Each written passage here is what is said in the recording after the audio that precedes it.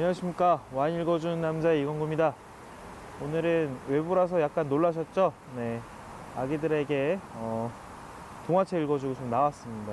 네, 그래서 오늘은 동네 와인바 차리는 법 제3탄에 대해서 설명을 하려고 하는데 잘 시청해 주시기 바랍니다.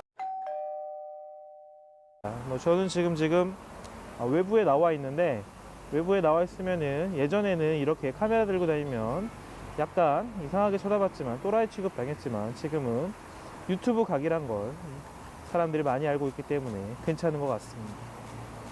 헛소리 하지마 임마. 수렴이 죄송하고요. 첫 번째, 이제 동네 와인바에서 와인 리스트를 어떻게 설정하는지에 대해서 설명을 해드리도록 하겠습니다.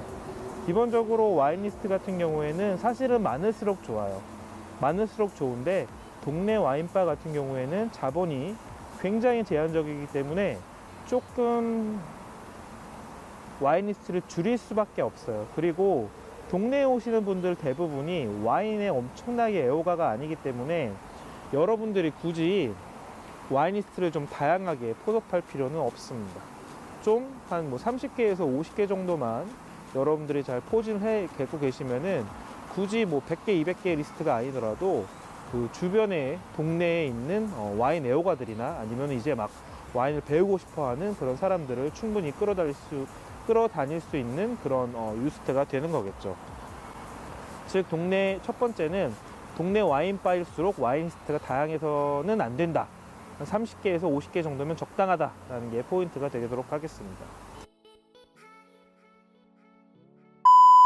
두 번째, 이제 손님을 분석을 하기 위해서 어떤 식의 와인 리스트를 짜야 되는지 여러분들이 고민을 좀 하셔야 돼요. 뭐냐면 이런 거예요.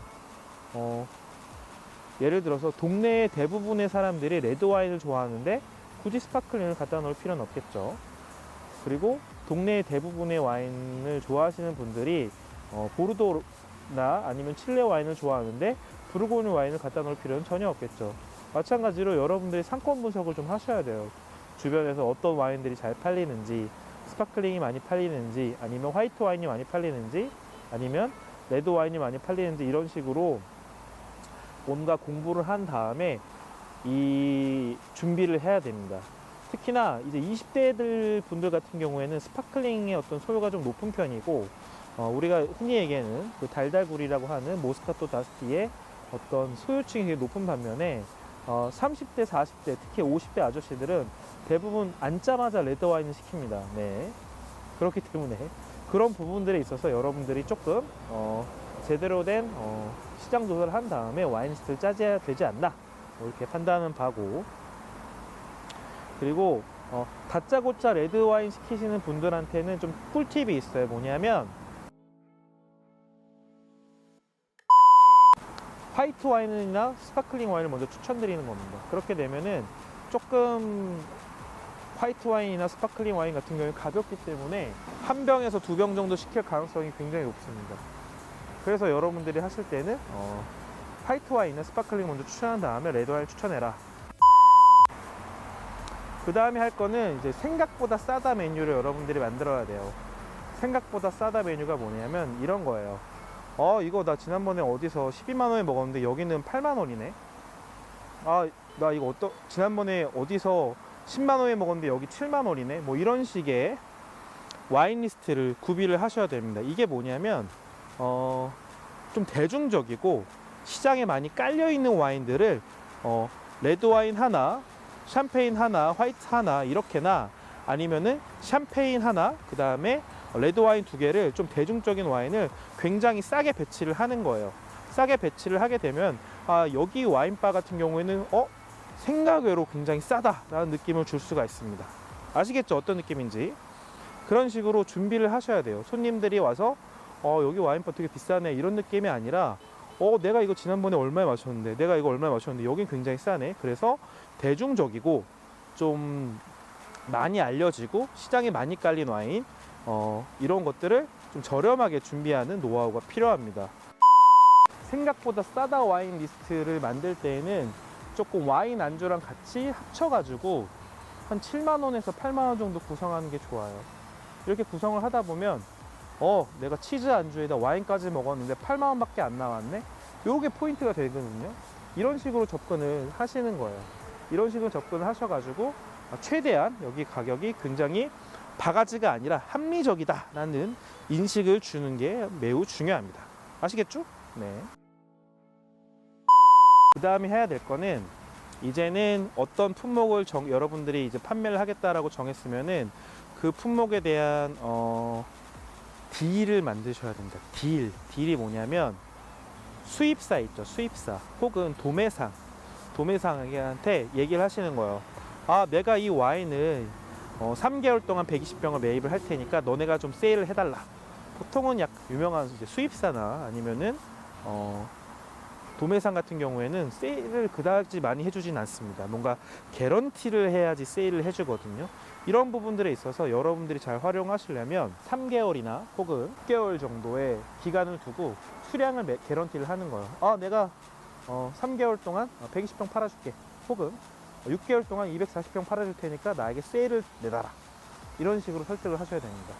그런데 조금 이제 까다로운 수입사나 아니면 까다로운 이제 도매상 같은 경우는 잘 안 해줘요.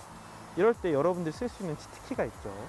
뭐냐면 내가 60병을 한 방에 살 테니 그리고 선급금을 100% 줄 테니 내가 미리 계산하는 거죠. 미리 계산할 테니 세일을 해달라.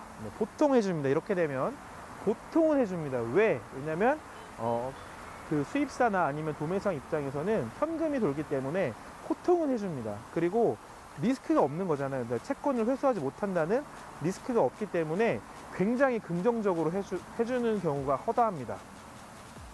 그러니까 여러분들이 목표로 하는 요 시장 분석이 끝나고 그 다음에 목표로 하는 와인이 한 3종류 생겼다라고 하면 이런 식으로 딜을 치셔야 돼요. 딜. 일반적으로 레스토랑이나 아니면은 샵 같은 경우에는 보통 그 발주낸 당월에 결제를 하거나 이걸 결제가 대부분이거든요. 근데 만약에 여러분들이 물건을 갖다 주지도 않았는데 영업사원님과 딜을 하는 중에 100% 선급금을 준다. 그러면 보통 세일해 줍니다. 세일을 안 해주는 게 좀 이상한 거예요. 세일을 안 해준다 그러면 걸으십시오. 걸으셔야 됩니다. 보통은 세일을 해줍니다. 이 말을 꼭 명심을 하시고, 자, 여러분들이 이제 와인 리스트를 한 30개 정도 구했어요. 30개에서 50개 정도 구하고 그 주변 시장에 맞는 와인 리스트를 선정을 했다라고 하면은 그 다음에 할 건 뭐냐면 세일하는 방법도 제가 알려드렸죠. 그 다음에 할 게 뭐냐면 이 와인들이 마트에 들어가 있는지 안 들어가 있는지 확인하는 겁니다. 어떻게 확인할까요? 네, 리스트를 작성하신 다음에 주변에 있는 마트로 가셔야 돼요. 마트로 가셔서 이 와인이 실제적으로 얼마에 팔고 있는지, 내가 맞은 가격이 합당한지 이런 걸 판단하셔야 됩니다. 그런데 예를 들어서 여러분들이 메인으로 만든 와인이 마트에서는 한 3만 원인데 여러분들의 판매가가 9만 원, 10만 원이다라고 하면은 소비자들이 왔을 때 굉장히 열받겠죠. 이런 열받은 부분을 좀 상쇄를 하려면 여러분들이 공부를 많이 하셔야 돼요. 그 마트에 대해서. 마트 와인이 어떤 게 들어가 있고 어떤 걸 이제 여러분들이 주력으로 삼아야 될지 겹치지 않게, 최대한 겹치지 않게 리스트를 짜시는 게 중요합니다. 아시겠죠? 네. 굉장히 이상한 브이로그가 되고 있는데, 브이로그보다는 이제 뭐 저런 건데 삼각대를 하나 더 사야겠네요. 알겠습니다. 아무튼 와인바 준비하시는 분들 잘 창업 준비하시고 꼭 성공하시길 빌겠습니다. 네. 쓸데없는 얘기 들어줘서 감사합니다.